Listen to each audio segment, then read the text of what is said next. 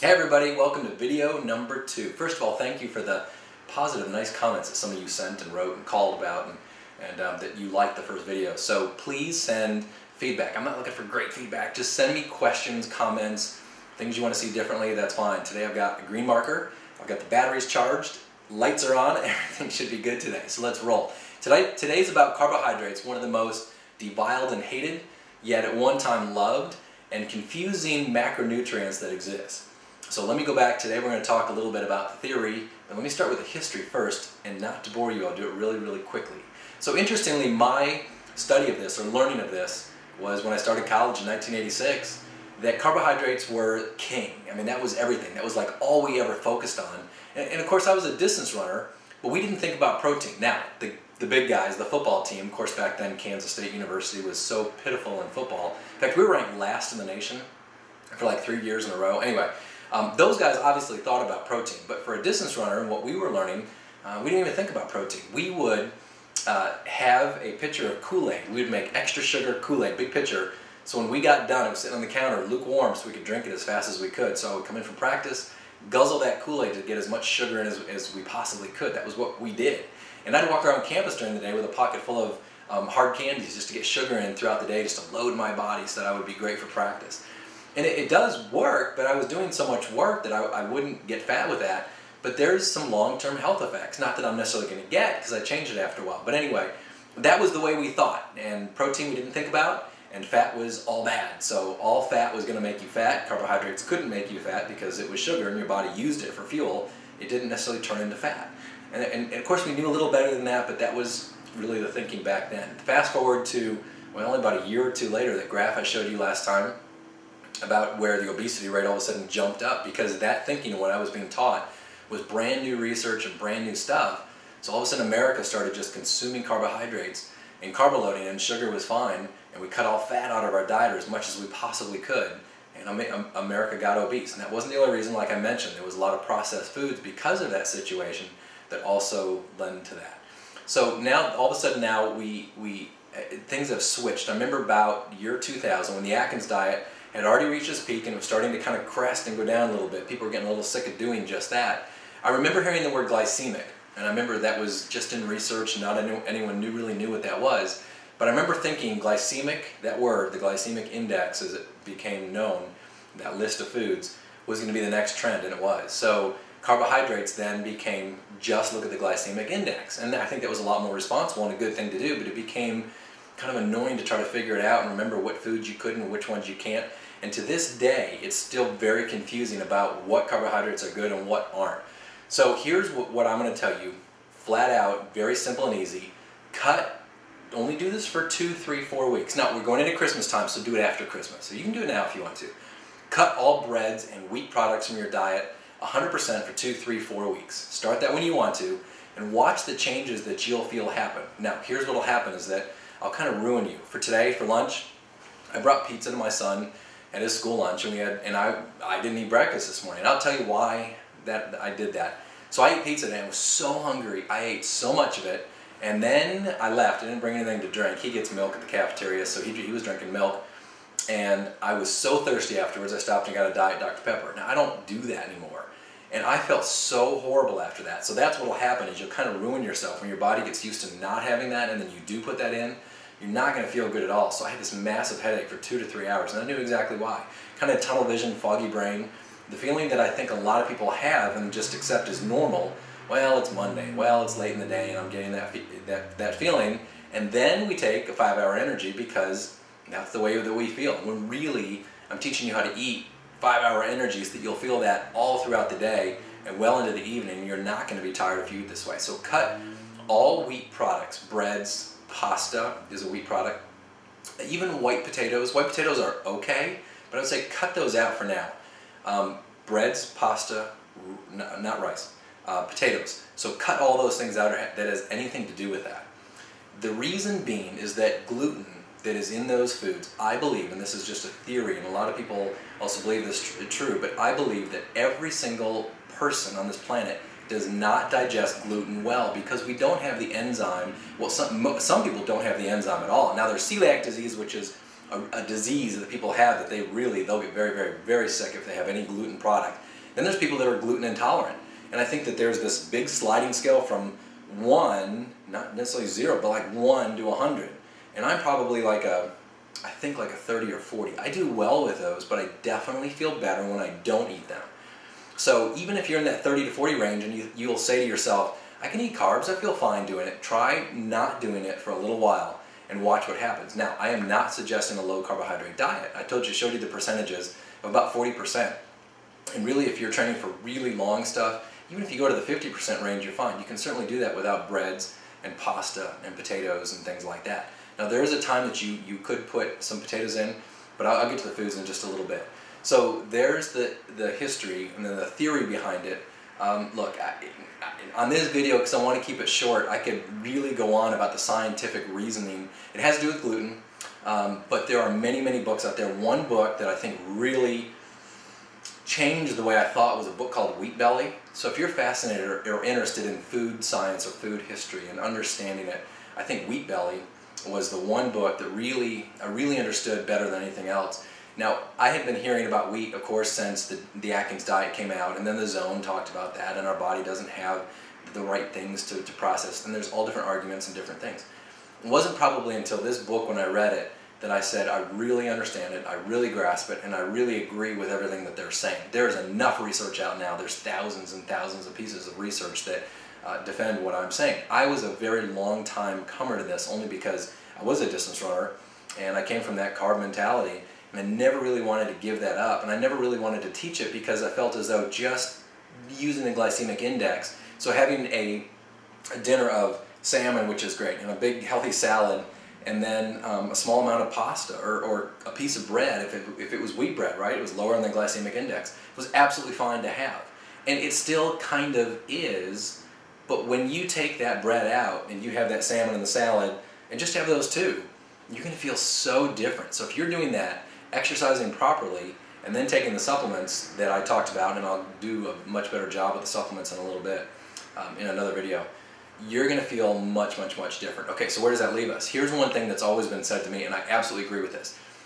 I don't feel like I can eat anything because you're taking everything that's good away from us. So I go to the grocery store and I freeze, and I'm saying this is what people say to me. I go to the grocery store and freeze, I don't know what to buy because like everything's bad. And I absolutely agree with you. I have felt that many times when I go to the grocery store and I go in there and go, well, I guess it's salmon and salad again tonight because it's the only thing good. It really isn't so. And here's what I would suggest. If you want to look at recipes and ideas of things that you can have, just Google paleo recipes. This is not paleo diet, and I'll go into that kind of the sliding scale where the paleo diet fits in and when there are times that you may want that, and when there are times that you don't want that and you want to put some other things. So I'll get more to the nitty gritty for those of you that know paleo or like paleo and you want to discuss that more, I'll do that. I agree, I've gone to the grocery store and frozen, but Google paleo, or if you're a Pinterest fan, just type in paleo recipes and you'll see that there's thousands and thousands of absolutely amazing recipes and super simple snacks and things that you can do. And I'll talk about snacks on another video. In fact, I'm going to briefly talk about that at the end. Okay. I don't have any writing to do. I've got a green marker, and I don't think I have any writing to do today. So let me jump into the foods and show you that a sweet potato. So I said potato, but a sweet potato is different. It's not really a potato. It's a little bit different. So a sweet potato is fine to have after your workout. So the only time that I would have a starchy carbohydrate, which is a sweet potato or rice. I don't know when I'm ever going to finish this bag of rice. I will have rice or a sweet potato in my meal only after a workout, within the hour or two. So ideally you want it 30 minutes after your workout. Sometimes that's not ideal because you just got done with the workout, you got to change and shower, and then you got to cook it. So within 2 hours, I can write something. All right, this has been known for a long, long time that in the 30 minutes after you work out, and here's 60 minutes, let's put 120 minutes out here, the receptors in your muscle cells are such that the reuptake of glucose into those muscle cells is much more rapid 30 minutes after you work out, slightly down 60 minutes, and then down 120 minutes, and then it kind of drops, and it really is probably wrong. It's probably like that. And I might have this wrong as far as the scale. In fact, the 120 might be out here. You get the point. The point is the quicker you can get it in, the better. And this holds true for any athlete. So bodybuilders will be in the gym And there's a saying, and I can't remember the exact saying, but before your feet hit the floor from that last set, you should be drinking your protein shake. Well, really, you should be drinking if you're a bodybuilder, your protein shake all throughout the workout and then finish all the rest. They're getting in all their calories during the workout and after the workout. For a runner, certainly during a race and during a workout, you can take stuff in, but only if you need it for that workout or for that race. And we never do a workout that lasts longer than an hour and a half. And if a workout does not last longer than an hour and a half, you don't need fuel during it. Different for a bodybuilder. They're trying to keep all that muscle that they have on there all the time, because they can go through an hour, hour and a half, 2 hours in the gym if they're a professional bodybuilder, and they'll do long workouts in the gym, but they need to keep those amino acids in there, otherwise they're going to be burning muscle tissue rather than fat, and then if they're burning muscle tissue, they're not building it, they're burning it. Okay, so that's bodybuilders. For runners, you want this window afterwards within 30 minutes. So if you can do it 30 minutes, so in other words, a meal for you might be a liquid shake that you bring that has whatever in it. It can be a green smoothie or something. But I'm not worried about that so much at all. The only time I'm worried about this, because I'm not so worried as a distance runner, it is way less important to get the nutrients in fast to be absorbed into your muscles, because our muscles are not working the exact same thing and we don't have the same muscular needs as we do in the gym. What I am concerned about is that if I'm going to have a starchy carb, it's going to be during this period, and then after 2 hours after that, I'm done with starchy carbs for the day. So sweet potato, rice, the things that you don't want is this, and the only reason I have it is for Christmas baking, for the marshmallow green Christmas wreaths. You ever make those cornflake wreaths? They're amazing if you haven't. No, I'm telling you, but it's Christmas time. You can have whatever you want. So cornflakes, all of your fruits and vegetables have carbohydrates in it. So where do we sit with fruits versus vegetables? There are a lot of diets that will say if you're in a cutting phase, now I'm going back to the bodybuilding in terms of if you're trying to lose weight, to cut fruit out of your diet. I would say if you really want to lose weight while you're doing this, to back down on fruit just a little bit, but still have fruit. If you want to have fruit, and a lot of fruit, that would be the time to have it. So fruit and the starchy carbs. Again, I'm not taking that out, but if you're going to have a smoothie, put some fruit in there. It's not a problem to have that. Paleo diet says vegetables, primarily vegetables and meat is pretty much what you subsist on, and you can make a lot of amazing recipes with that. So have your fruits, your vegetables, your meats, and for carbohydrates, fruits and vegetables, rice, sweet potatoes, you've got a lot of different recipes that you can have with that. All right, let me go back to history just a little bit and talk about carbohydrates and where we are with how many meals that we're supposed to eat a day. I have always taught, ever since I started my career, and this is because, and I'll tell you the reason, 6 meals a day. Absolutely positively was the most important thing. If you're skipping a snack, your metabolism is going down, and we would show charts. I'll get to write again. We would put up this chart that showed that if you're only eating 3 meals a day, your metabolism is going up and down, and instead we want our metabolism to be like this, or ideally up here like that. Okay, for a bodybuilder, perhaps. For a distance runner, not necessarily true. Look, you are burning so much muscle tissue because you're a runner. That's just what we are, and that's why distance runners are really skinny. And that's why you see a world-class marathoner is really skinny. I'm not telling you that you shouldn't lose muscle on purpose, but we're not as concerned about this because if you were, I'm trying to think of a bodybuilder that runs in one of those strongman competitions or something. Look, CrossFit, you've watched the CrossFit games before, but they're not running real long distances. Their distance is like quarter mile, or maybe they do a mile in competition. They're not distance runners. They're not burning a lot of muscle. So there isn't a big person, a person that has a lot of muscle that can or should be running marathons that is successful doing that. They don't match. So a marathon runner is here and a bodybuilder is here, on two opposite ends of the spectrum. They're completely different. So the 6 meals a day thing is really for bodybuilders. Now I took that and I brought it down to your average everyday client or athlete, or someone who came out to boot camp, said, I want to gain some muscle, I want to get stronger, I want to lose fat, and I want to tone up. So that's what everybody wants with that. So it was 6 meals a day. In 1999, the Body for Life competition came out, and it was EAS Sports Supplement Company out of Golden, Colorado. Bill Phillips was the owner of it, and he came out with this absolutely amazing program. He was the first one that brought bodybuilding to the mainstream. He introduced this challenge, which a lot of you probably have done it or seen it or know about it. It still exists. You go to bodyforlife.com and read about it. It's amazing. So and he doesn't own the company anymore. He sold it. But Bill Phillips brought this program to the average everyday American and said, you can bodybuild for 12 weeks, and here's exactly how you lift. And it was very heavy lifting, and it was cardio mixed in, and it was eating exactly what I'm talking about, except for every meal that you could put a starchy carb in there, but only 1 cup worth. So it was a smaller amount of that. But when you're bodybuilding, carbs do a little bit of a different thing in your body and can actually help build muscle, so that was a different thing. So the Body for Life competition really brought that out, and they were the people that, there was some research before, but they were the ones that came out and said 6 meals a day, and here's why your metabolism. America jumped on that. I did too. There was good research behind it. It is true. It does help. But that was a bodybuilding thing. So when we're looking at distance runners, you distance runners don't necessarily eat 6 times a day. Now, I always used to teach people, or I still would teach people, that bodybuilders eat 9 times a day. But don't forget, they're trying to keep those amino acids up and all that food up there so they don't lose any muscle tissue. We're not as concerned about that. So if you eat 3 times a day, you're okay. So you can go away from that 6 meal a day thing when you don't have as much concern for muscle. So now you're probably thinking exactly what I thought, was that, oh my gosh, I'm going to get weak. If you do some strength training along the way, 2 days a week for 45 minutes max, you will be able to maintain your strength for what your body needs it to be for a marathon or a 5K. So you can be a 5K runner, be very lean, have smaller lean muscles that are plenty strong for you to get through life and feel really good and look good on that, and only eating 3 times a day. One of the things that I would suggest is to fast at least once a week, if not 2 or 3 times a week, for 12 to 16 hours a day.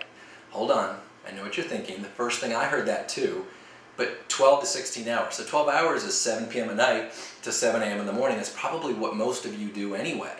So that would be just and there's no magic behind that 7 p.m. So 7 p.m. to 7 a.m., don't eat during that time. If you want to get leaner as a distance runner, fast during that time. That's one way to do it. So if you're eating like this, but you're still not quite getting the results fast, 12 hours. Now 16 hours, here's what we find. And it's okay to do this, like the 16 hour, once a week or twice a week, no more than that. And then you go till lunchtime. It's okay to do that. So what about the research that says that people that eat breakfast are skinnier than people who don't eat breakfast? Well, obviously that's not a cause and effect thing necessarily. There's no research that shows, that I'm aware of, that shows that they took all fit people, or they took all people who are just 20 pounds overweight, and they had them all do the exact same thing, and they found that they were looking at the general population of people. They were just doing a sample population, and they were looking at people who eat breakfast versus don't. Well, people who eat breakfast, probably I would guess, and wouldn't you, that they're more health conscious. So that's probably what we're seeing with that. So the research comes out and says people who eat breakfast are skinnier. So we go, I get to eat breakfast, so I'll be skinnier. But it's not necessarily because they ate breakfast. It might be because they were already conscious, fit, conscious minded, and they ate breakfast. Does that make sense? I'm trying to think what else I need to talk about with this. I think we're good. So I hope that clarifies some of the carbohydrates thing. So let me give you an idea. So for lunch, you can have salmon and veggies. You can have some kind of meat and veggies. You can do, a hamburger patty if you get grass-fed beef. And by the way, I haven't really talked about the whole meat thing, and I'll get into that. But I highly recommend doing grass-fed beef. There is so much junk and garbage in just the average meat that you could buy at the grocery store. Now, I still will do this. I'll go to the grocery store, and there's the ground hamburger meat that's whatever, just the HEB brand, and it's whatever, a pound, and it's cheaper. And you look at the grass-fed, and it's a lot more expensive. Absolutely, and a lot of times I'll grab that other, but when I go through and I'll talk to you about what the difference is between those two beefs and where you can get it and all the different things, I think it'll really make a big difference in you. There is a difference in meat. I think it's worth spending the money on it. Well, it is worth spending the money on it because there's a big, big, big difference, but I'll get into that another time. I think I've got everything covered. I'm good. I'm out till next time. If you got any questions, please just hit reply. It comes right back to me. Call, text, email, whatever you want. See you in the next video.